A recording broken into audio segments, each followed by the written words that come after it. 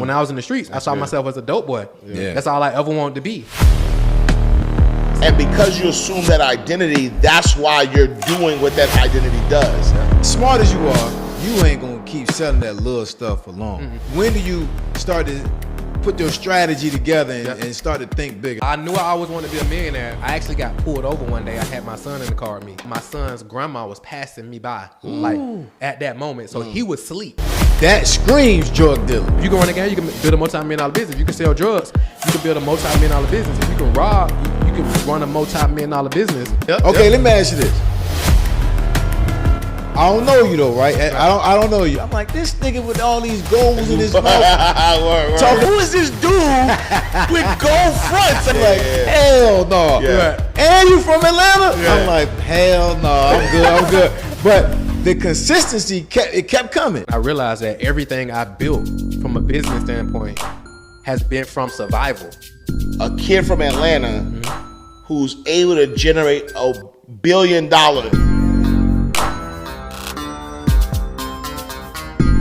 Welcome to Crime Pays, the #1 personal development platform for formerly incarcerated men and women and their family. What we do, we take people who were once behind the wall and show you how they are thriving beyond the wall. I am Ash Cash, the financial motivator. I'm Jay White, first name, last name, the #1 federal government contracting coach and mentor. Today's guest is proof that your past does not predict your prosperity. From high school dropout to former drug dealer, to multi-million-dollar business growth strategist, to being called one of the greatest marketing and revenue geniuses of our time. This brother went from the trap to the top, and now he's helping entrepreneurs generate over $1 billion in revenue. So not helping, he's helped entrepreneurs generate over $1 billion in revenue. He's the founder of Strategic Scale Institute, the creator of the SFM method, the king of client attraction, and a walking billboard for what it looks like when you rewrite the narrative society tried to give you. This is not just business talk. This is transformation, redemption, and trillion-dollar mindset in action. Family, tap in with the incomparable Dr. Marquel Russell. What's up, brother? What up, family? What's up? What's up? Doc, how you feel, man? I'm blessed, man. Look, before we really get going, you know what I like about your style, bro? Like, you're very confident, calm. You know what I mean? You're very confident, calm. When you talk, people listen. You know what you're saying, and you come straight with the information, man. Appreciate that, bro. I really enjoyed it. And I mean, we have, like, if I have other shows, so if y'all, I mean, I've interviewed you, a few times. One of my most interviewed in. Yeah, absolutely. I know. I know Marquel. I know his genius. And that's what I was gonna say. Is like, I remember our first interview on Inside the Vault. Make sure y'all check out Inside the Vault with Ash Cash, the greatest money mindset show on the planet. But while interviewing Inside the Vault, you can't even say that. I ain't say nothing. I just look. I was saying, like, bro, don't be mad because you know what I'm saying. Like, I was on the show. It's your best interview you've ever done in your life, though, too. His interview is the best that he's ever done in his life. Hey, Doc, you keep going through this, man. If you look up Jay White, oh man, for government contracting, his interview 4 years ago with me is the best. But either way, our interview though was super dope because like Jay said, there's like this calm that you have, this confidence that you have, but no one who ever hears you speak will ever think that it's fluff. Like, you make things so crystal clear, and to be able to do that, not just from a business perspective, but it transfers to your clientele. Like, your clientele, like you're so clear that your clientele is able to implement what you are telling them to implement, and they're making a lot of money, a lot of impact from it. So I appreciate you for being here, brother. Thank you. And yeah, it's on you, brother. Yeah, let's dive right into it, man. For the people that's been under a rock, who is Dr. Russell, man? So, Dr. Marquel Russell, man, I am first and foremost a child of God. That's first and foremost, and then I do business. Full time. I'm a father. I'm a husband. We just crossed 14 years married to my beautiful queen. We got 5 kids. Yeah. So my favorite title is dad. Yeah, You know yeah. what I'm saying? So the business, the doctor, all the accolades, all that's cool. But I think my greatest blessing is being able to go home to a family that, loves me for me. The business stuff, because, a lot of times in this business world, man, a lot of stuff is just transactional. Yeah. A lot of times supposed to be like, oh, that's my bro, or this my this. And it's like, No. I don't got to do all that. Yeah, get somebody. You pay me for a service. I got you. I'm over. Yeah. Let's just, we don't got to do all that. Yeah, that was saying that. We cool. You from here? You from? Yeah, I'm from here. Yeah, I used to run around like when Ash told me Baker's Fair. I'm like, oh, you on the west side? It's like, yeah, I did. I used to run up and down like this fool. So if you come out here, bust right. This fool industrial. So like this the strip. We bust out and go left. We go on Martin Luther King. So it's like, you right up in the element, 100%. Yeah. That's why when you text me, you here. I'm like, because normally it's like Buckhead. I'm like, all out chill. We out chill. I'm like, okay, yeah. So this my nigga the wood. So. No, man, it's me. Man. What's wrong with this guy, man? Bro, walk me through being from Atlanta and then 2-parent household. Yes or no? One parent. My mom raised me. Walk me through your childhood. Yeah, my aunt raised me to 3rd grade, and I thought my aunt was my mom until I met my biological mom. And my aunt used to smoke crack, right? So I was in the household. She was a functional crack addict. But it's like I knew when like her friends and stuff came to the crib, I knew they was from the smoke. So I know I could actually ask for whatever I wanted that was available and I could get it. Cause they like, hey, birds, get away. You know what I'm saying? So I still know what it smell like burning on that can. You know what I'm saying? So I know like, oh, they smoking. I could go knock on the door and ask for whatever. And they gonna be like, yeah, go to get it. Yeah. You know, you need to go to the age you figured that out. I figured out at a very young age, right? So so she raised me. Her husband was in Desert Storm.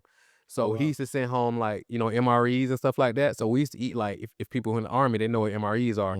So we used to eat like MREs and, syrup sandwiches, the same thing. So I met my mom in 3rd grade and my mom actually took me back because my mom had me around the same time I had my first son. So my mom was probably like 18, 19 when she first had me. So she was young, like figuring stuff out. She was a hustler, so she was doing her thing. Yep. So I ended up with my aunt, who was my aunt on my dad's side, who I ain't know either. So when I met my mom for the first time, I was like, well, this your mom? And I'm like, my mom? Like, yeah. Crazy. You know what I'm saying? So we met and she was like, I'm gonna come back and get you later. Cause she had like a pager, she had like a gold slug on the side of her mouth. So I'm like, she would fly, you know what I'm saying? So I'm like, it's interesting. So she was like, I'm gonna come back and get you later and take you to the mall and like grab some shoes. And I'm like, bet. So she came back, went to the mall, and it was like we just dipped. She didn't bring me back. So my aunt was like calling, like, where y'all at? Blah, blah, blah, blah. And they stopped answering. So I was with my mom then, but my mom was on the other side of it because my mom was a hustler too. My aunt was a smoker, but my mom was a hustler. My granddad was a hustler too, but I was always observative. So I saw like the plates and they cutting up and that type of thing, right? So that's what I was doing. I when I'm in the neighborhood, I'm knocking on your door asking, hey, can I take your trash out?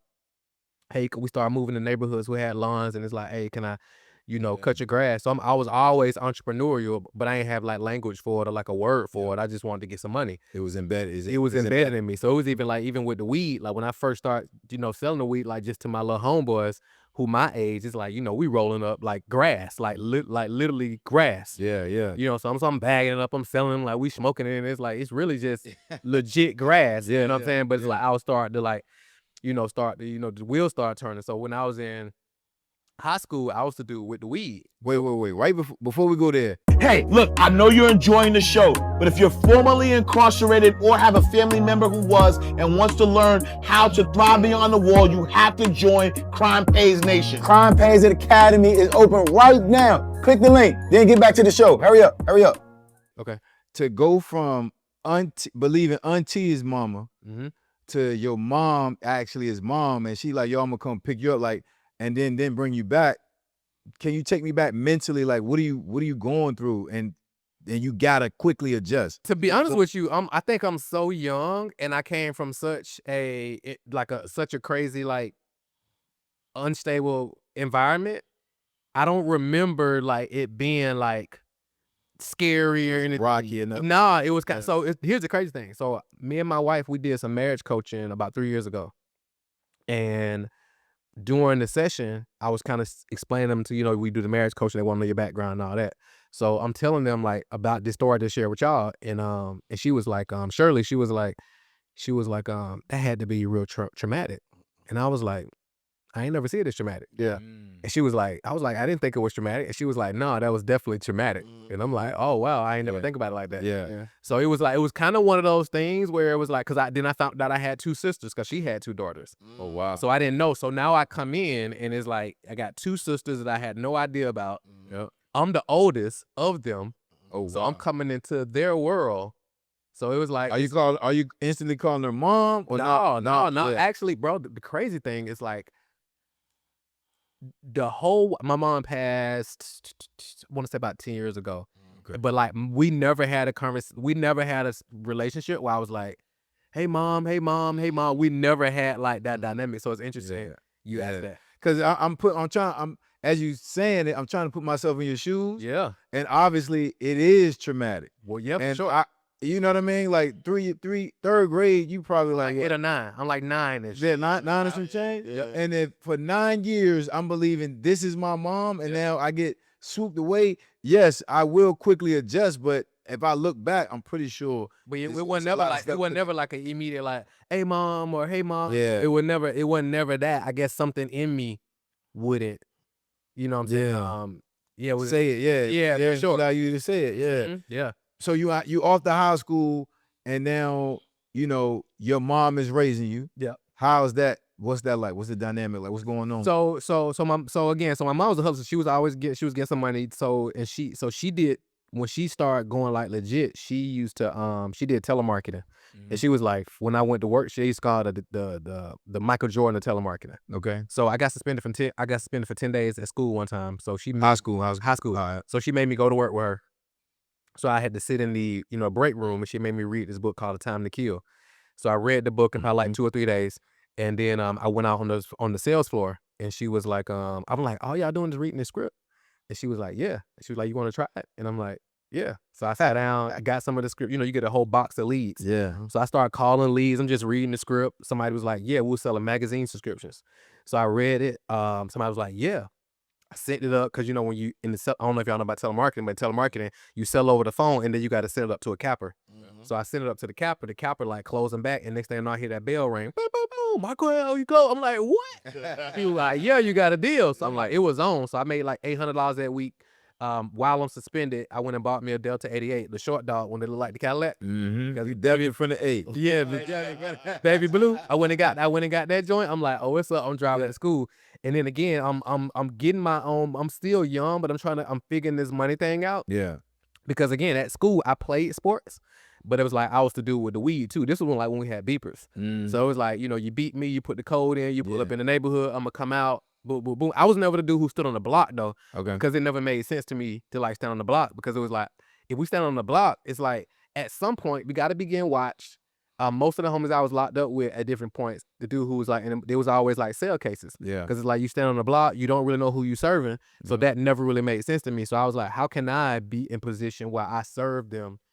That's on the You being strategic this young. 100%. Yeah. Because it don't make sense to stand on the block, because at some point they can just swoop in.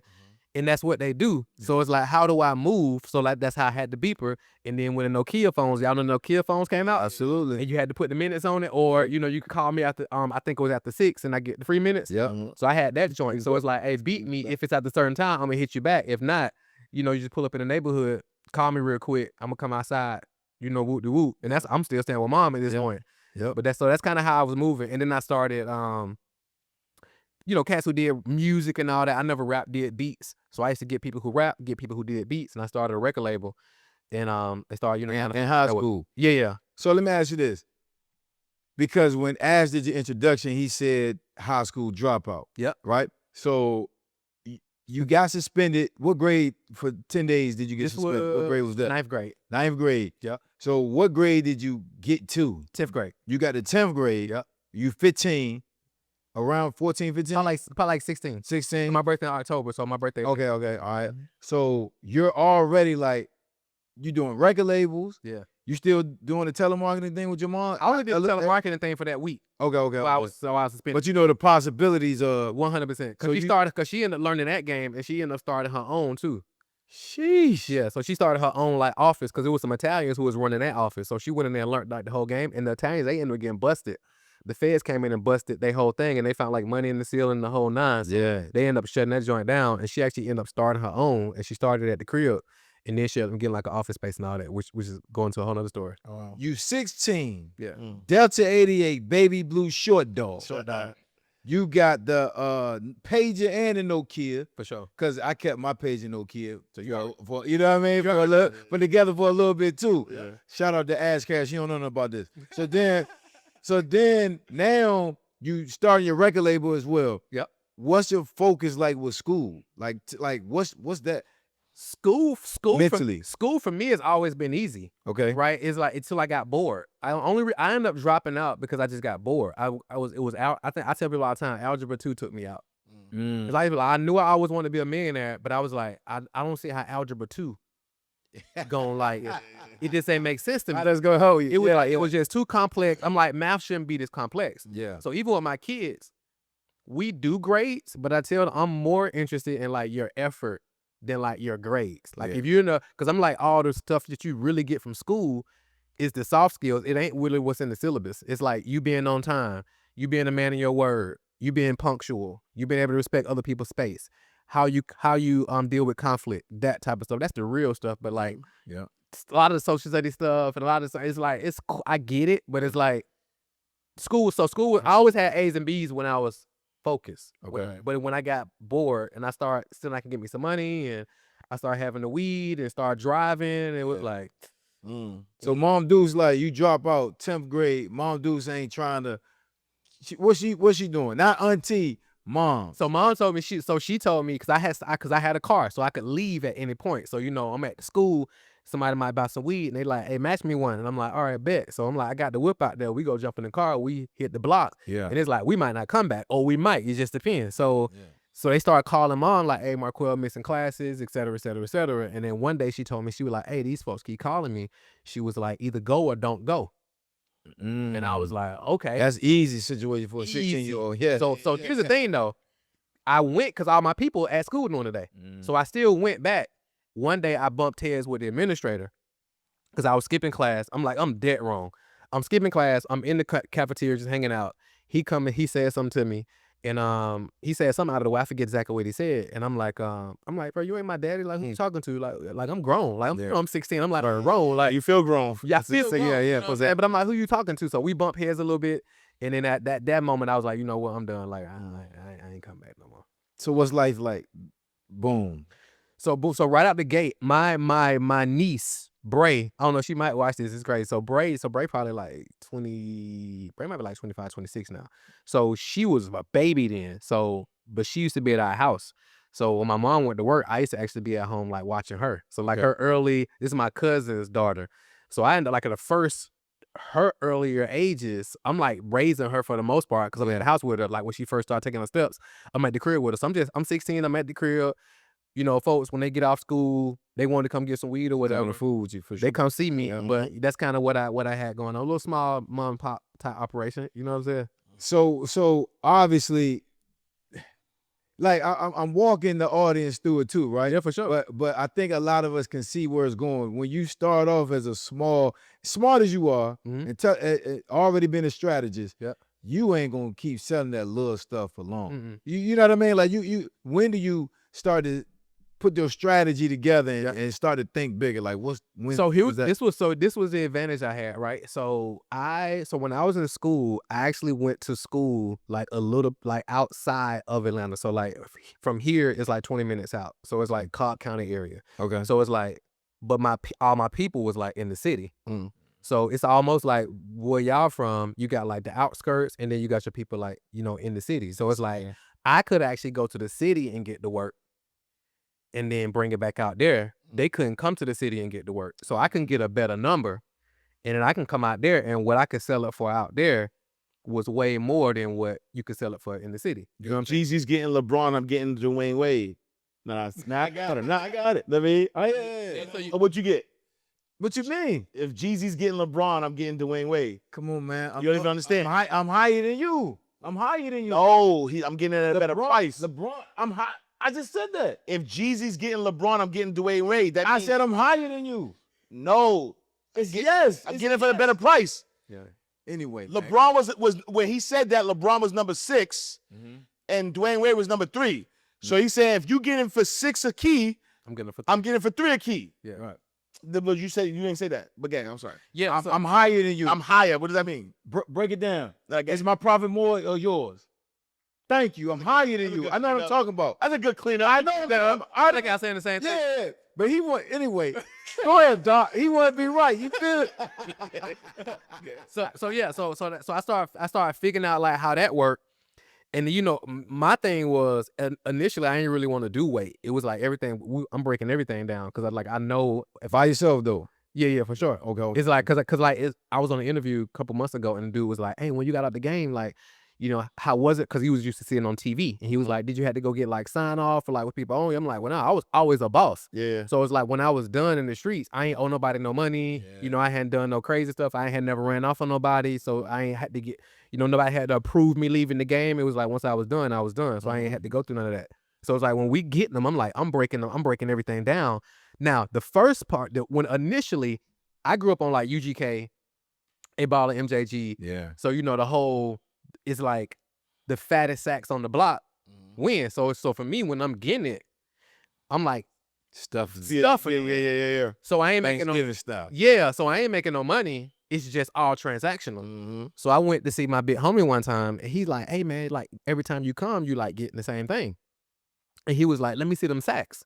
So he saw the sacks, and he was like, "Bro, you putting too much in it." He was like, "Every bag," he was like, "Everything weighs something." So he was like, "If you get an ounce and you breaking down, everything weighs something literally on the scale." And he was like, "And the bag weighs something." So he like, if your dubs or whatever they weigh a gram, out the bag, when you put in the bag, is 1.2 or it's 0.8 and it's 0.2 with the little bag. Or if you're using a sandwich bag, these sandwich bags are a gram. So I'm like, oh, so now I'm seeing the math. Yeah. So now I'm like, all right, cool. If I get this and I break this down, I'm gonna get X amount of these. So now if I spent 50 for this, I see 100, and now I got 100. Now I break this down, I see 200, and I see 200. Now I'm seeing all my money. So initially, I didn't really want to get no weight because with the weight, you gotta have volume, Right. Yeah. for your money to be there. So I'm like, nah, I'm breaking everything down. So that was my initial play. What up? It's your man Jay White, first name, last name. I'm happy you're here. You could have been anywhere in the world, but you're here with me, and I appreciate that. I want to welcome you to join the Crack the Code community, where I wrap my arms around you and teach you all the ins and outs of federal government contracting, the middleman or middlewoman way. In my community on a weekly basis, you're going to get a Wednesday night call with me. You're going to get many courses and also training material. It's nothing like being in a community where everybody is joining hands, trying to learn the same process and get to this federal government contracting money. I'm going to see you on the other side. Click that link right now. And then you still, what? You 16, 17, like Yeah. around And that. then as I got older, then You still a lone wolf, still running by yourself. I'm still running by my what's Okay. up. So I got my homies or whatever, Yeah. but it's like it's pretty much my own operation because I always kind of been a visionary. So it's like my goal, I just wanted to be a drug kingpin. That was my biggest vision. I was just going to ask you, what was your vision? That was my vision. I wanted to be the Kingpin. biggest. Like, bro, I used to study like y'all remember the Don Diva magazines? I used to write for Don D. That's how I got my start. A little bit. I used to study like the A Don little Diva. bit. So salute to my, you know what I mean? To Yeah. Cat Childs, Tiffany Childs. So honestly, I mean, this is a full circle moment because that's how I even started doing this work. Because back in 2010, 2011, they gave me my own. I had my own column in Don Diva magazine called Ask Ash Cash. I think I heard you say that before. Yeah. And so in there, I used to give like financial tips and all that stuff. And then a lot of brothers behind the wall used to read the magazine, and then they used to write me letters. That's how they used to buy my books and all that. And then that's why I was like, yo, I gotta do something more intentional. So that's even how this show started. So I love it. salute to the child. So yeah, I used to do that, and then I used to study like Rayful Edmonds. Oh yeah. Y'all know Rayful. Yeah, DC. Yeah. So I'm studying them cat. I used to actually me and my big homie, we used to go up to DC like Southeast. And I was like, bro, this different. I'm like, I've seen hijinks before, but it's like this different. So I used to study like Rayful Edmonds. You know, of course Pablo, and you know many other different names. Because I'm like, how did these dudes? You know, you really trying to be a king. Yeah, for sure. I even had like the DVD. Studying it. I even had like the DVDs and everything. So that was my vision. That's all I wanted to do. I wanted to get me somebody doing that. You know, wash it up doing like the entertainment business stuff. But it's like that was my whole vision. Wow. My thing is, when does the number one, when you got in trouble, how old were you? Like big trouble. I mean, it depends on what you call big trouble, right? I'm talking. Okay, when I say big trouble, it led to you stopping everything. That's big trouble for me. What led to me stopping everything, what's crazy was it wasn't even like a big thing. I actually got pulled over one day. I had my son in the car with me. He was like, man, he might have been like 3 or 4 or something like that, right? He was, so I'm in the car with him, I'm driving, and I get pulled over. So because I'm like, I still to this day, I still play the review when I see like them folks go down and bust you. It's like that trauma, it's in your body, right? Sure, yeah. So they hit the loop, they pull up on me, pull me over, take my ID. I'm like, I'm good. Mm-hmm. They go to the car, they come back, and they like, hey, will you step out the car? And I'm like, what? I'm good. And at this point, I had got introduced to network marketing. I was still in the streets, but because that was my for show money. But I was like, hey, these folks talking about some legit money with this network marketing, saying like, let me see what's going on. Yeah. So they was like, get out, and he was like, you got a warrant in Fulton County. And I'm like, that's impossible. I'm like, you gotta be like joking. Long story short, I did, and by the grace of God, my son's grandma was passing me by, like at that moment. So he was asleep. So I was like, hey, that's my son's grandma. Can I call her real quick to come get him just so she can like slide him out? Cause I don't want him to see me getting locked up. Cause you remember that forever. Yeah, for sure. So I called her. She pulled back up. She got him out the car. He was asleep, locked him up. So they locked me up, and I'm sitting down in the holding tank. And here I'm on Wright Street. So it's like everybody coming in there. They like, man, just get me upstairs, man. All my homies from such and such up there. I'm just ready to get upstairs. They ready to get upstairs. They excited. Yeah. Me, I'm like, my lawyer finna come get me. Right. I'm like, I ain't trying to dress out, because if you dress out, it take longer to get out. So it's like if I can get a bond before I get upstairs, I can get out of this thing faster. At this point, how many times have you been locked up? At this point, I don't know. I had been getting locked up since I was like 15 at this point. So I'm at this point, I'm probably 22. Okay. Right. I'm probably like 22ish or something like that. So they like, no, you good. You going upstairs. So at that point, I'm like, bro, I got to do something different. Yeah. Cause I'm like, I done been off and on locked up since I was like 15, 16. Just in the county jail. Just in the county. I never, by the grace of God, again, I ain't never go to prison. Like I always either my attorney or we had a little money to do like kind of move and shit. You smart, doc. Yeah. Like listen to that. Yeah. You know what I'm saying? Like listening to your story versus how, obviously I'm not comparing, but how other people tell their story. Yeah. They're not thinking in the manner that you are. Yeah. You know what I mean? Like you're doing it today, but you're thinking for tomorrow. For sure. And I hear that in how you're telling your past. Yeah. You know what I mean? Like, Cause it's always, cause I think for one thing, and I think I was even doing some therapy work like over the past few years, and I realized that everything I built from a business standpoint has been from survival.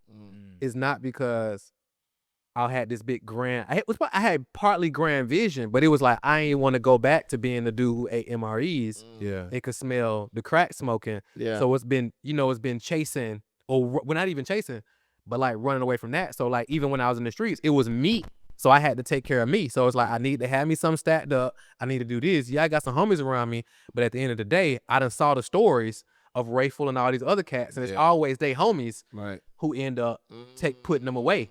So I'm like, I always like had to have some level of like protection, like to protect myself. You know what I'm saying? And control. And some control, Yeah. because it's like anything. Because when you're in the streets, it's like you gotta watch the females. Yeah. You gotta watch the 12. You gotta watch 12. You got the Jack boys. You got your homies who you just never know. So you always like your head on the swivel, and you always like in survival mode. Yeah.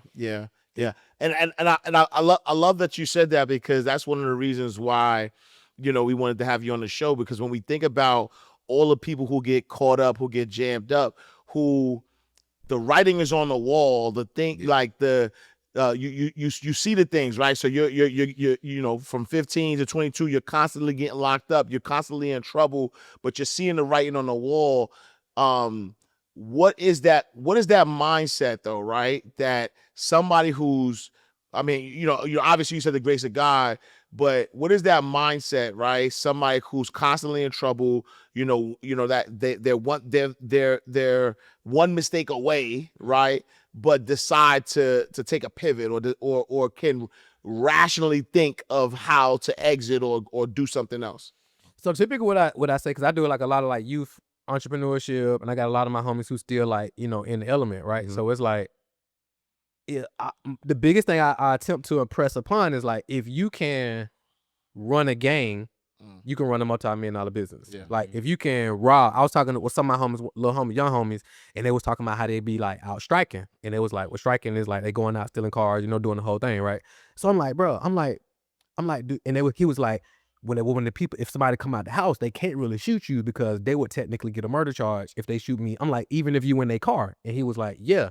So I'm like, bro, do you understand that level of critical thinking that you doing, like to successfully, quote unquote, strike and get cars and do? I'm like, if you put that level of thinking into like a business, what you can run a gang. If you can run a gang, you can build a multi-million-dollar business. You can sell drugs, you can build a multi-million-dollar business. If you can rob, you can run a multi-million-dollar business. But it's like sometimes we just don't got the exposure.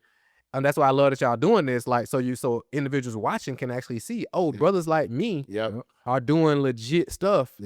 I'm just channeling it the wrong way. So like, even when I was in the streets, I'm flipping, like you said, I'm in it. I'm not realizing, I'm smart, I'm strategic, I'm this. I just wanted to get me some money. And it was like, even when I saw people who rapped and did beats, I never wanted to be famous. But I was like, he want to be famous. He can rap. He can do beats. I even like put together like a little contract when I was in 10th grade and like had cats like signing off on it. And it's like, one time I went to one of my homies' studio. It was in his mom's and his dad's basement.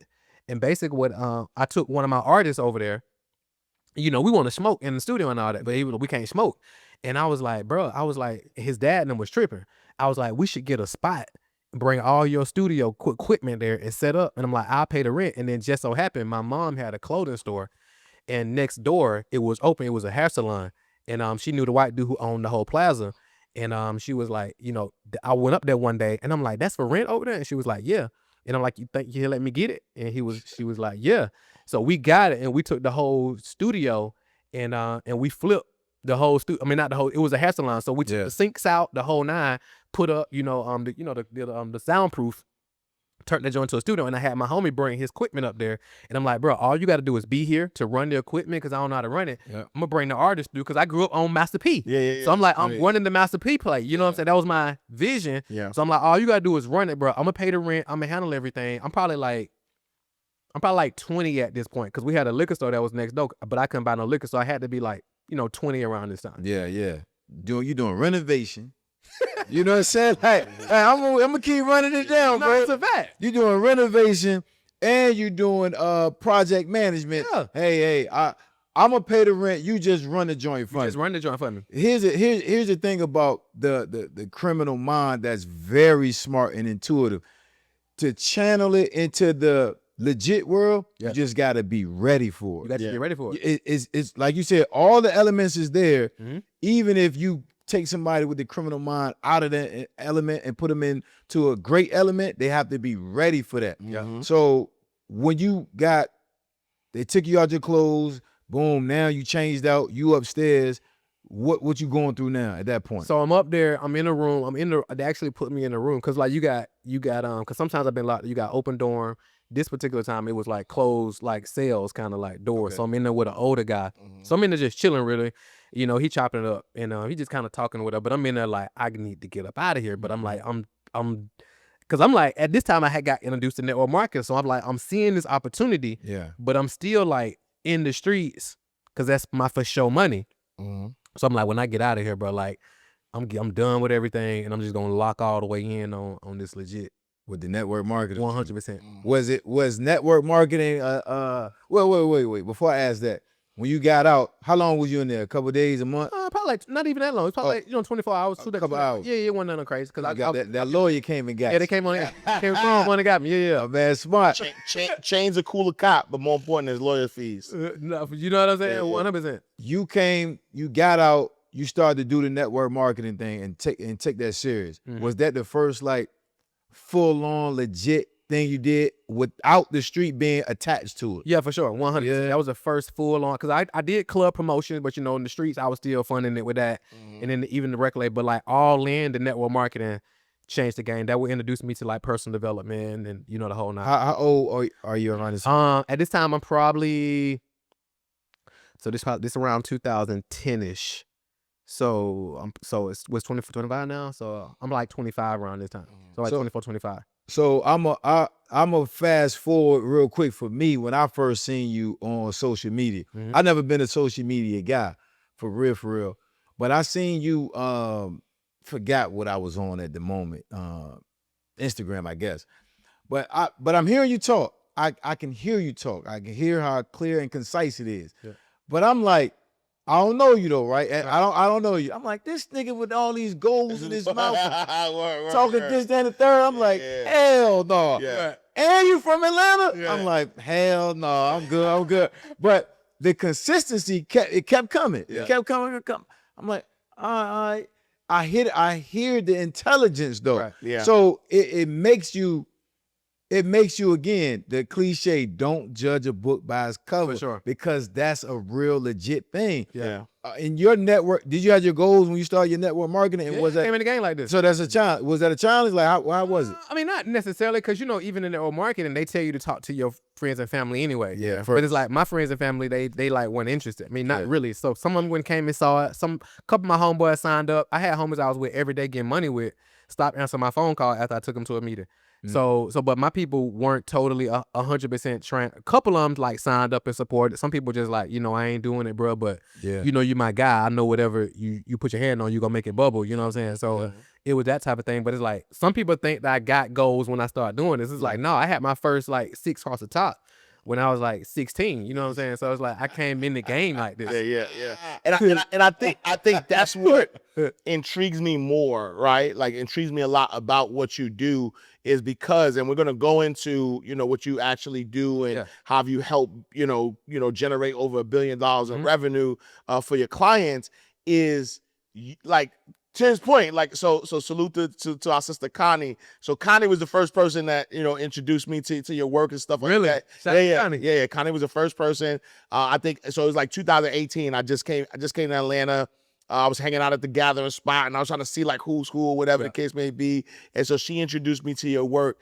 And then Denise the broker was the second person. Shout out to Denise. Right? She was the second person because I used to hang out at the gathering spot. And Denise was telling me, she was like, so people don't know this, but like I'm the guru around books or whatever. So I help people write books and stuff. Like I'm the best that ever did it. But I helped Denise write her first book, right? So from broke to broker. And so while we're working on the book, we're kind of thinking about a launch plan, and we want to do ads and things of that nature. And she was like, "Yo, I got this guy, Marquel Russell." And so I think she might have bought your course or something. She was a client. Yeah, she was a client. So she was telling me about you or whatever. And then so I was like, all right, let me go follow and look him up. And I'm like, yo, who is this dude with gold fronts? Like this guy got gold fronts. And then as I started, tapping into your content, I'm like, yo, this dude really know. You know what I'm saying? Know what you're talking about. So Yeah. It's much of that for me too. Yeah. But it's probably more so because of where I'm from. Yeah. Right? That look doesn't scream legitimacy. Yeah. You from Houston, right?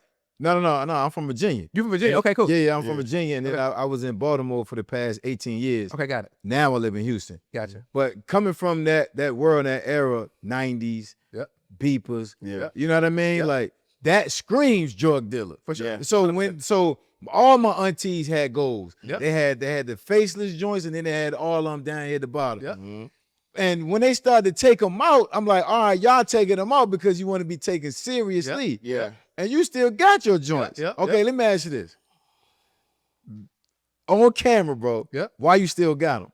I mean, why not? I mean, growing up, I always wanted some gold slugs. Yeah. Like, you got like I said, my mom had one on the side. It's like you said, with some of my aunties. It's like, I always wanted some slugs growing up. Yeah. You know what I'm saying? So even when I was in network marketing, I asked one of my mentors, and I was like, I asked her, she was like, she used to always say if she make $50,000 a month, it's a bad month for her. And I used to be like, whoa, like, cause I'm like, I'm used to getting money, but it's like, I ain't never quantified like how much we made per month. Right. You know what I'm saying? So when she said 50,000 a month, I'm like, I ain't she getting that back. You know what I'm saying? So, but I was talking to her and she was talking about one day, like kind of what holds us back and stuff like that. And I was like, oh, you think like my goals and stuff like that? And she was like, no, I don't think that's no issue.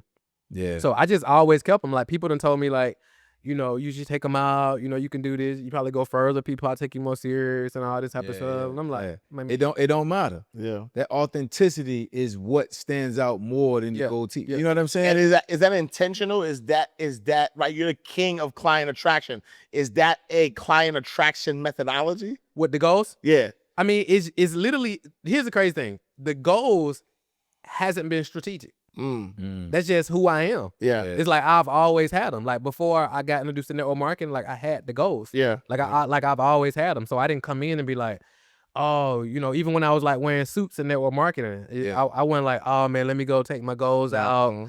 You know, me do this. And it was like, I just never thought of, even when everybody started going to get like veneers and all that, it was like, I mean, this is what I'm on. If I decide to take them out because I want to take them out, and because that's what I want to do, but it's not like God always blessed me. God always blessed me to get some money. So it's like if I gotta take some goals out to get some, I don't gotta do that to get some money. If I want to get some money, it's a lot of stuff I can do to get some money. You know what I'm saying? But it's like, I just ain't never was like, let me take them out. I was just like, the network marketing company was it prepaid legal? Now the first company I did was 5 links. Okay. 5 links. Oh, 5 links. It was a video phone. Like that's when they was doing the video phone stuff like that. Yeah. That was the first one I did. My man's tried to sell me a 5 links phone. For real? Shout out to my mans. I didn't buy it. But that's when I knew something. Yeah, because it wasn't popping up there in America. Something was different with him. So I respected it. But you keep mentioning network marketing, right? Yep. So is network marketing is that catapulting you to where you are today? 100%. Talk me through that real 100%. So, because network marketing, because I was in network marketing, and I was like, I started seeing that people were very afraid to be told no. And I asked one of my mentors I was like, so you telling me that, they called it your upline. I was like, so you telling me that the worst thing that can happen is somebody tell me no. Yeah. And I was like, and if I can handle that, I can make millions? Yeah. And it was like, look, pretty much. And I was like, I'm finna kill this. So I'm like, where I'm from, it's like, it's the chips is stacked high. You know what I'm saying? Yeah. So I'm like, this finna be sweet. Yeah, for So sure. I thought it was gonna be sweeter. Yeah. Because I'm like, I know everybody in my city. I'm like, because they told me all I have to do is get 2, and they'll get 2, and they'll get 2, and they'll get 2, right? So I'm like, this is my city. I'm like, I'm doing club promotion at the time. I'm like, first thing I'm doing is going and holler at Chris, them who run the club. I get them on, they gonna get all the strippers on. They gonna get all the dope boys on. I'm like, I got. Because you know the thing is, if I see the vision, you see the vision. You see the vision. If I see it, you see it. Man, I went down there, man. I went into the downstairs. You know, you come in the strip club, you go down the steps to the office. I go down there, I'm like, hey, Chris, man, I gotta show you something. You excited? I'm so excited. He like, all right, what you got? You know what I'm saying? I pulled the laptop out, man. I pulled the 5 link website up. Man, that man Chris said, oh man, you talking about the pyramid scheme? Yep. I'm like, I'm saying, it knocked the wind out me, It knocked the wind out me. Yeah. He was like, but go ahead though. I'm like, no, I'm good. Yeah. That type of instant rejection it is a gut punch, bro. You know I'm like, it's different. I'm like, I'm good, Chris. So I went through a couple other people, and people was like kind of similar thing. I showed it to my mom though, and I was like, hey, watch this video. Let me know what you think. And she watched. She called me back, and she was like, you know, it can work if you market yourself. So that was like my mustard seed, who kind of gave me, you know, some hope with it. And then as it still didn't pop though. And I felt like I was putting a lot of effort in. And at one point, I was about to quit. Yeah. So I was like, it's 500. You know, we blow it in the club. There ain't really no money like that. And then one dude who signed me up, he hit me up and he was like, hey, we got a conference coming up. You know, they do those national conventions. Yeah. It was in Atlanta. And he was like, you should come. So I'm like, all right, bet. But at this point, he had gave me a laptop. I'm trying to really figure this thing out. And I'm like, all right, I come. Here's the crazy thing, y'all. I woke up that morning to go. You know, everybody got suits. I got a polo on, got some white cargo, I got some cargo shorts. You know, Air Max. You know You from the A, baby. You know my typical one too. I come outside. I'm living on Butner Road in Ben Hill on Campbellton. I come out to my car. All 4 of my tires flat. All 4 joints. Listen, Good. I had, you know, I'm telling, I had like some wild stuff going. So tires flat. So I'm like, all right. So I ended up getting the tow truck to come. They took me up there, you know, put my tires on, and I go down to the thing. I go down there. I see thousands of black folks in here. They excited. They talking about all this money they making. I'm like, because at first I'm like, all right, maybe it was a pyramid scheme. But when I went, I'm like, ain't no way they could have tricked all these. Not everybody. Right. Not everybody can't get tricked. Yeah. You feel what I'm saying? I'm like, they probably could have got me because I'm Right. just hungry. I don't know no better. Yeah. I'm willing to. But I'm like, these folks talking about they got degrees and doctors. And I'm like, ain't no way they could have tricked all these folks. So I came out that thing, started getting some results a little bit out just based on excitement. Yeah. And then my mentor, he was like, hey, bro, I started going to the events and I got an award. So I'm on the stage, everybody got their suits on. I'm up there, my polo, cargos, my typical one too, Cartiers. And he was like, bro, we gotta like get you some suits. Cause you need to start stepping out now because you get some, recognition. So I went and got me 2 suits for $99 at DNK. Okay. So I'm up. Yeah. But then I started seeing that the people who were the top producers in these companies weren't really getting no money though. Cause I started hitting some of these ranks. And I'm like, hey man, I thought like at these ranks, you get some bread. And I'm like, I hit the rank to get the BMW. Yeah. And it was like, well, you got to go get the BMW. And then, once you hit certain ranks, we cut your break. And I'm like, my check don't say BMW. Yeah. So I ain't go get the BMW or none of that. But I started realizing, these cats, hey, this is really smoke and mirrors. And then that introduced me to the online world. Yeah. Which totally changed the game. Change your whole life, right? Yeah. So what was that moment like when you recognize the online game and you realize that the online game is sweeter than the streets? Man, so I started seeing, I came online. The way I got introduced to it, one of the girls who I signed up, she sent me a link one day and it said, 4-part video series shows how to build a network marketing business without doing home parties and home meetings, hotel meetings. And I'm like, okay. So I'm watching the video and the white dude breaking it all down. He talking about he made $25 million doing this, blah, blah, blah, blah. And I'm like, man, these white boys making all this money on the internet. Because I wasn't on the internet. Yeah. And it wasn't that many of us on the internet either. So I'm like, all right, bet. So he was like, you can buy my ebook for $39. So I'm like, all right. So I had to go. I had a prepaid card that I used to join the network marketing deal. Yeah, I did too. You know what I'm saying? Yeah, because it's like I run a cash. That was cash. Yeah, I ran cash. Yeah. So I go back to Walmart to load my card to buy this $39 thing, and then on the next page it's like, hey, congratulations on getting that. Here's my other thing for $200. But I'm like, I don't got no more money on my card. Yeah. So I had to go load my card up and I think I bought the book again just to get back to that page because I ain't really know no better. Yeah. Wow. But I'm buying all this stuff. I'm trying to figure the whole game out. And then at the end, he was telling me in the book that as a network marketer, your ideal clients are other people who buy network marketing opportunities. So he was like, what you should do is teach them value because most of these network marketers don't know how to grow a business. He was like, share my book with them. And for every person who buys it through you, I'm gonna give you $20. So I had somebody buy it, made my first $20 online, and I was like, if I can make $20, I can make 20 million. Like, For sure. So I got that first $20 check. I was like, oh, Yeah. it's over. Yeah. I was ready. It's over. So obviously, man, I can't remember the show we were on together. I remember it too, because I remember you called. I forgot who show it was. Yeah, I can't remember the show we was on together. I called in, but when I called in, they told me that you were already in progress speaking, right? One of the things that you said that I vividly remember, you talked about how the mindset is easy to break down, but it's tougher to build up. Something like that you kind of said. And I was like, damn. And you kept going. And then they was like, all right, let's introduce Jay White. But I was trying to write down what you said. If you can remember what you were talking about with that mind frame, and then how was that relating to, obviously the business that building people up to having, 1 billion in clients and stuff like that. Yeah, I don't remember exactly what I said then, but I think the mindset is everything. So it's like it's 90%. I think business success in anything is like 90% the mental game. Yeah. You know what I'm saying? It's like because a lot of people know tactically what to do. Yeah. Like it's a lot of people who buying podcast courses. They know technically how to start a podcast, but they ain't gonna never launch one. Yeah. And they done bought the course, they done went to the mastermind, they done bought all the stuff, they got all the equipment, Right. but they never gonna launch. Right. You know what I'm saying? It's like they never gonna launch because why? Because of their mental game. It's like they don't want to be seen on camera because somebody told them when they was little that their voice was squeaky. Or they don't like how they look on camera. They look bigger on camera and all this different type of stuff all this head trash that's going on. Yeah. So like a lot of times it's just identity. You know what I'm saying? Like how do you how do you see yourself? So like when I was in the streets, I saw myself as a dope boy. Yeah. That's all I ever wanted to be.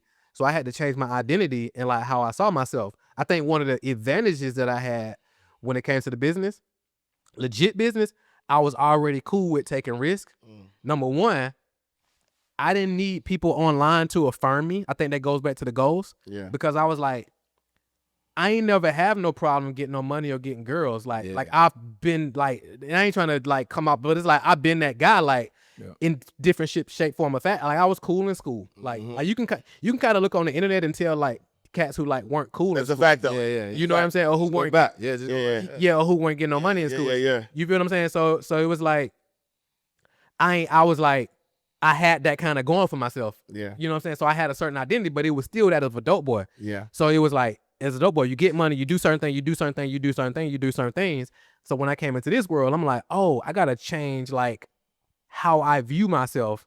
And that's I think that's why the personal development stuff like stuck, because when I started listening to like Jim Rohn, Miles Monroe, even Eric Thomas, and like I'm like, these cats just talking different. I'm like, Les Brown. Yeah. It's like these cats are just talking about. I had somebody connect me with Les Brown because Les Brown wanted to do some work together. Me and him got on the phone. And the first thing he says is like, you familiar with my work? And I'm like, am I? I'm like, bro, I used to watch like, I'm like, I was sitting in the trap, like watching hours and hours. Like my homies used to come to the spot. Yeah. And I got like Success magazines laid out. I got 9-gil Konet DVDs out. One of my partner Neat asked me one day, he was like, you just successed out, ain't you? So we sitting around, we smoking the gas. I got like the John Maxwell DVD playing. We get in the car, I got the Jim Rohn playing. You know what I'm saying? They like, bro, like what you on? But it's like, I was hooked, bro. I'm like, these cats talking about something different that I never. And it's in theory, the concepts were simple. Yeah. But it was like so game changing for me, bro. And slowly but surely, like an inner work just started like happening. Yeah. You know, just changing. Really Yeah. And it happens just over time. And you look up 10 years later and you like, oh, all that was like just taking the inner work throughout that whole process. And I want to go back to something that you just said, because I think that that's so important that people understand that most people have an identity problem. 100%. It's all right? identity. Because I think that, you know, I was salute to my brother Andre Norman. He said this one time. We were talking about, on one of my Inside the Vault episodes, I was talking to him about being successful, and when was the time when he realized that he didn't want to go back and forth to prison anymore. And he said when he changed his identity, he was like, if you want to be successful, then just be successful. Yep. Right. And at first I'm like, yo, what does that mean? He's like, successful people aren't in jail. Right. Successful people do what successful people do. And so a lot of times, like even when we think about people who assume the identity of a criminal, right? Somebody assumes the identity of someone who has to rob, steal, a gang member, whatever it is. You've assumed that identity, 100%. and because you assume that identity, that's why you're doing what that identity does, right? But if you assume the identity of, a successful business person, then you will do what successful business people do. If you assume the identity of a multimillionaire, then you will now do what multimillionaires do. Be do have, right? Be do have, right? And it's funny because a lot of times people focus on the doing to have first, right? Like or they know what they want to have, and so they just start doing, thinking that the doing is going to reach to the have. But in order to get to the doing, you have to become. 100%. 100%. And I know even for me, even with the business, like even as we grew companies and all that, I even had to even check myself there, even over the past 24 months or so. It's like, because my identity got wrapped into like what I built. And like even being a businessman, is being an entrepreneur, and it's like all those things aren't my identity. Those like things that I do. So that's when I had to even do some deeper work. Like first and foremost, cause you go on the show and they're like, well, tell us who you are. Right. And you start, well, I'm this and I'm this. And it's like, you really rattling all the stuff you do. Right. Like, well, who I am is a child of God. These are things that I do. But this is who I am. You know what I'm saying? But even making that distinction of like, all right, I was a street dude. Now I'm an entrepreneur, or now I'm a businessman, but not really. I do entrepreneurship. I do business. You know what I'm saying? So, but identity is all rooted in identity. Like when we work with business owners, no matter how much money they make, the biggest thing that's hindering them from their next level is their identity and how they see themselves. Like an entrepreneur, I'm a hustler. If you're a hustler, you probably going to have a hard time with delegation and building systems so that other people can actually come through, right? Yeah. If you like, I gotta survive, I gotta take care of myself, you probably gonna have a hard time like trusting people, like really handing this thing over so it can really grow, beyond you. If you're like, I'm a 7-figure earner, you probably gonna have a hard time with releasing your identity as a 7-figure earner, because for you to go to 7 figures to 8 figures or 100 million, it's a different identity. But you've told yourself, I'm a 7-figure earner. I'm a 7-figure earner so many times. That's your identity, but you got to release that to, hit this other level. Yeah.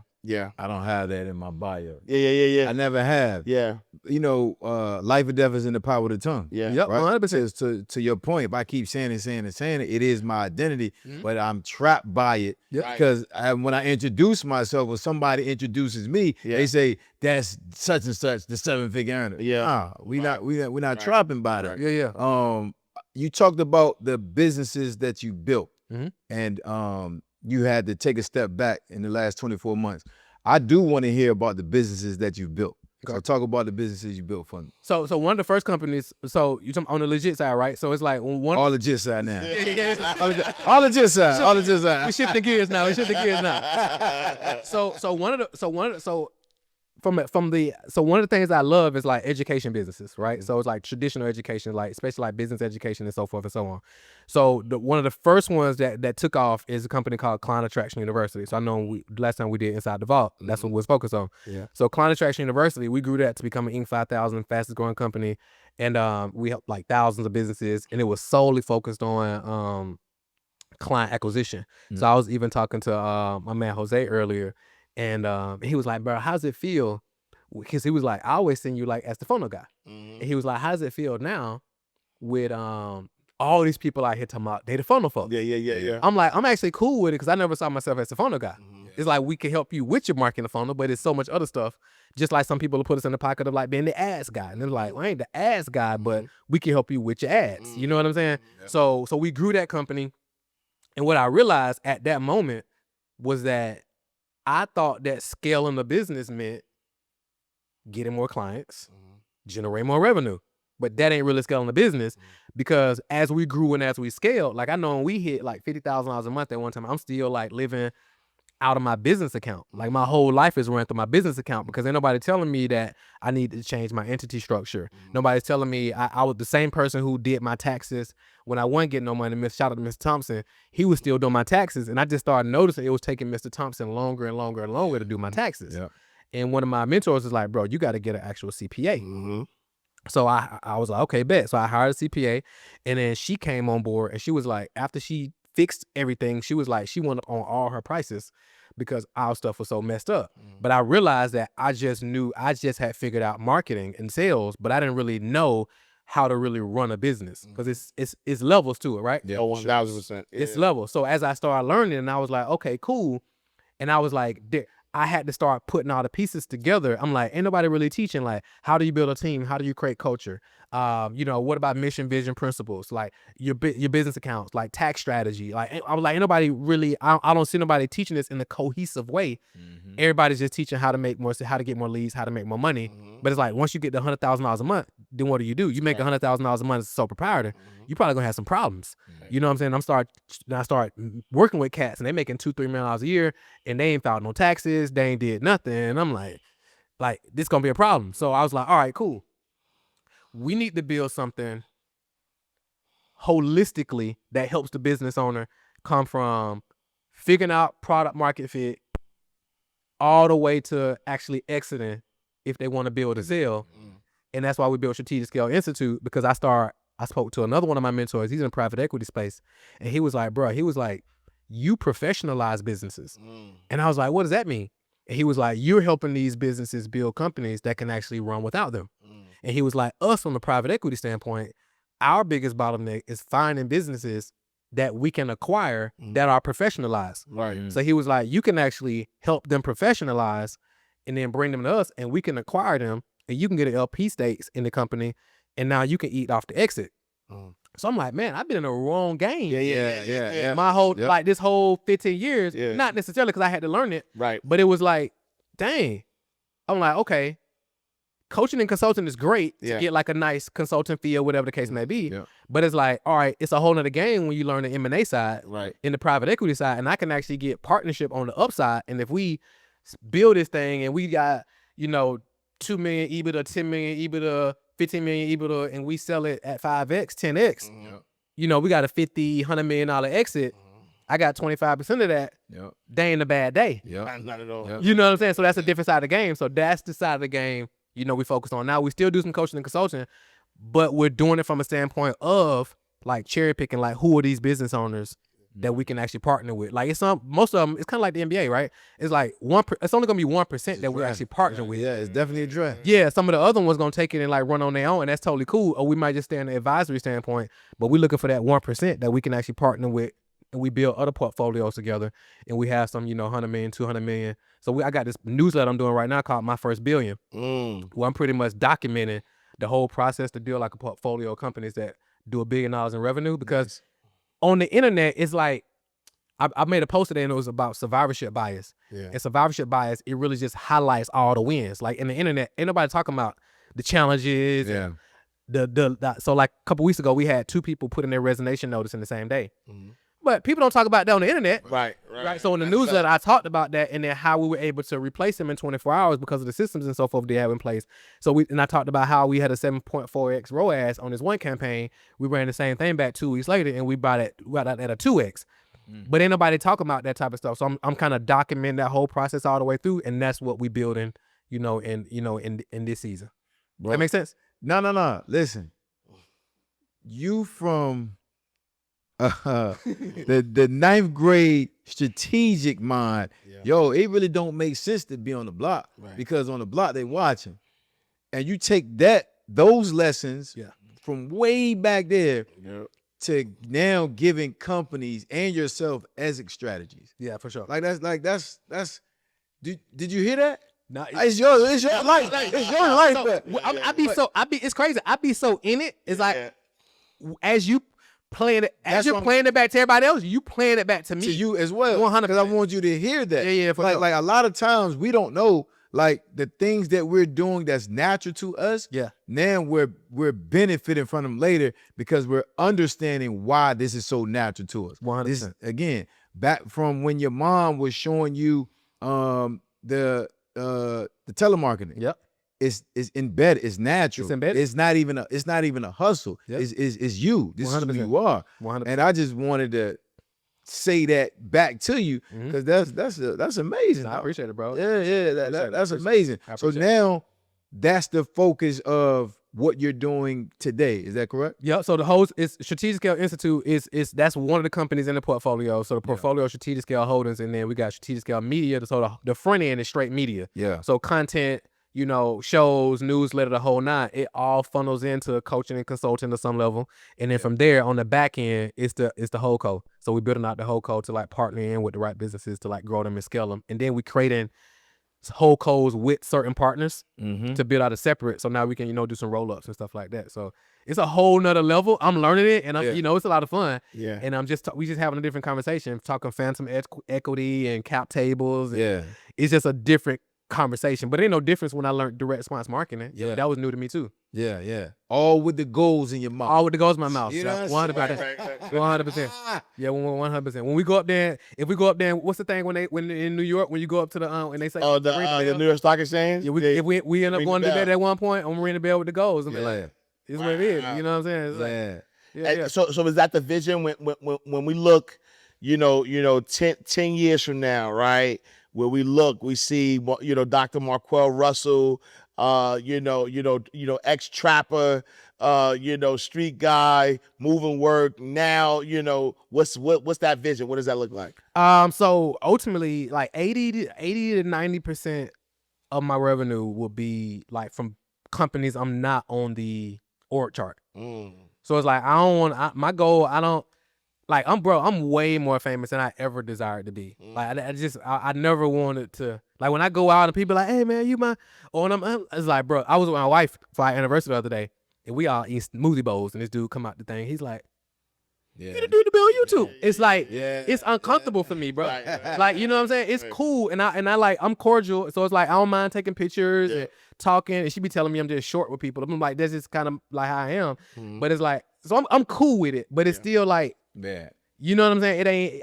I ain't settled with it, but I'm still cordial. I get it. I respect it. Like, hey, I don't got no problem taking pictures, shaking hands, and doing the whole thing. But it's like, I never wanted to be that. Like I told y'all, I had new people who rapped. I knew people who did beats. I brought them together.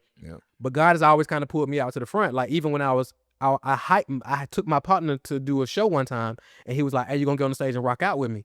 And I was like, all right, I guess. So I jumped up there and rocked out with him, and then it turned into a thing where I was always on the stage with him, and then people started thinking we were a group. So even when I was the guy behind the artist, when I go into the club, my name was Chill Gates when I did that. So if you see my Facebook, it's Chill Gates. Because at that time, Bill Gates was the richest person in the world. Right. So it's Chill Gates. So when I go into the club, they're like, "Oh, Chill Gates in the building, blah, blah, blah." But I was like, I that was never my vision. You know what I'm saying? So long term, my vision is to transform the education system.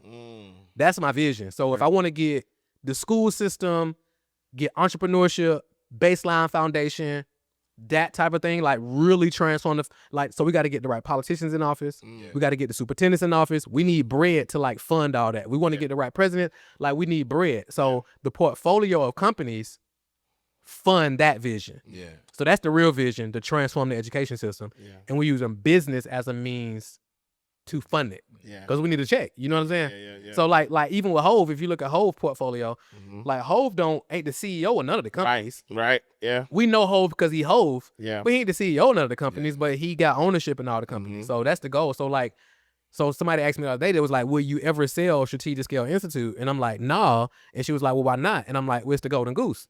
Like, you don't sell the Golden Goose. The Golden Goose, we do this to help businesses get amazing results, but it's also a means for deal flow. And I get to get paid to do due diligence. And like pick the right operators who, like, I can come in, we put some magic on it. Because we got infrastructure. And then, and even as I'm talking to business owners, I'm like, "Hey, are you thinking about, you ever thought about you building this to sell?" Some of them haven't even thought of the potential. They're like, "Well, I'm gonna pass it on to my family." Well, I'm like, you can't pass a business down to your family. They can't operate without you. Right. I'm like, your kids don't want your business. They see you stressed out about it. So it's like, you got to build this thing to run efficiently and professionalize it so you can hand it out to your family, you can sell it, you can bring a CEO in or whatever, and really showing people how to build like real companies. So that's what we focus on now. That's fire, dog. That's fire for sure, man. Well, this is my first time really getting to dive into your story for sure. Obviously, I've been seeing you around social media, just like I see a lot of people, but I've respected your craft and what you do. Gold teeth and all. For sure. You know what I'm saying? For sure. But mainly because of how you carry yourself, man. So, you know what I mean? I definitely appreciate you coming through and just giving us the background of who you were and who you became. For sure. You know what I mean? Because that transformation is important for our audience as a whole, man. For sure. It's interesting we doing this too, cause I saw when y'all launched the first episode. With Finesse. Oh, Finesse. Yeah. When I saw the concept, I was like, that'll be an interesting conversation. For sure. If we sat down and had this conversation. And you know that, because that's the goal, right? The goal is to really just show people who come from where we come from, who have the same background. But if they take another direction, where can they be, right? 100%. And when I think about, a kid from Atlanta who's able to generate $1 billion, right? Which means that your mindset was able to create billions of dollars in revenue. So not just a $1 billion idea, but actually helping companies generate that. And even when I think about your pivot and the new business model, it's almost like, all right, pay me in equity, right? Like if you're gonna use my brain, use my knowledge, let me be able to benefit from that. So that's a lesson in masterclass in itself as well. 100%. Yeah, 100%. It's a beautiful thing. I'm just documenting and just kind of sharing the whole journey for sure throughout the whole process. For sure. My ATL brother. I ain't from the A, but I'm in your city right now doing an interview, man. I appreciate you again. Yes, sir. Anybody living under a rock, man, how can they reach you? Like, give them all the ways to reach things. you. So whatever your favorite social media platform is, Marquel Russell on all platforms, MarQuel RUSSELL. Tap in. Got a ton of stuff. And if you got a business and you're looking to grow it, just go to scalemadeeasy.com. So SCALE, made, MADE, easy.com. Got a ton of resources over there for business owners as well. So yeah, tap in and reach out, DM me. Let me know you're on here. Let's have a conversation. Like I like to connect and and build. Yes, sir. Let's go. Another powerful episode of Crime Pays, the #1 personal development platform for formerly incarcerated men and women and their families. Make sure you like, subscribe, share this episode with your friends, your family, everybody that you know. We'll close it out. I am Ash Cash, the financial motivator. I'm Jay White, first name, last name, #1 federal government contractor and mentor coach. All right, y'all. We'll see y'all next time. Same time, same place, in God's will. For sure.